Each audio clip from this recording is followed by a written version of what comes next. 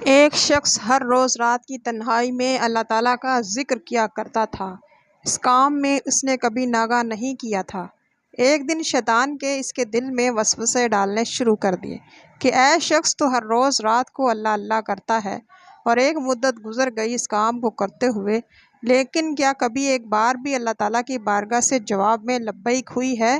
تو کس عاجزی اور انکساری سے اللہ کے ضربے لگاتا ہے، لیکن بارگاہ خداوندی سے تجھے ایک جواب تک نہیں آیا۔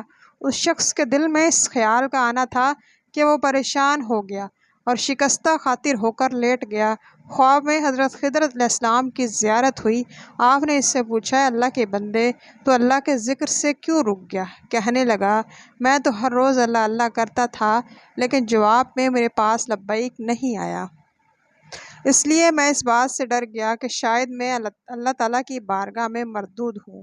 یہ سن کر حضرت خضر علیہ السلام نے فرمایا، اے شخص، اللہ پاک نے مجھ سے فرمایا کہ جا میرے اس بندے سے کہہ دو کہ تیرا اللہ اللہ کہنا میرے ہی کرم کی وجہ سے ہے۔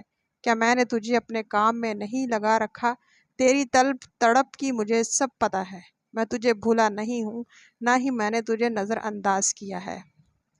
تیری ہر پکار، ہر بار اللہ کہنے پر تجھے 1000 بار لبیک لبیک کہتا ہوں۔ تجھے یہ سوچ، یہ عمل، یہ طلب میں نے ہی دی ہے اور میں نے ہی تجھے اس کام پر لگایا ہے۔ دراصل میں تجھ سے زیادہ مجھے ہی تیرا اشتیاق اور شوق ہے۔ اس شخص نے یہ خواب دیکھا تو ہڑبڑا کر اٹھ بیٹھا، فوراً صدقے دل سے توبہ کی، پھر دوبارہ اللہ تعالیٰ کے ذکر میں مصروف ہو گیا۔ ویڈیو اچھی لگے اس کو لائک کریں، چینل کو سبسکرائب کریں۔ وما علینا الا البلاغ۔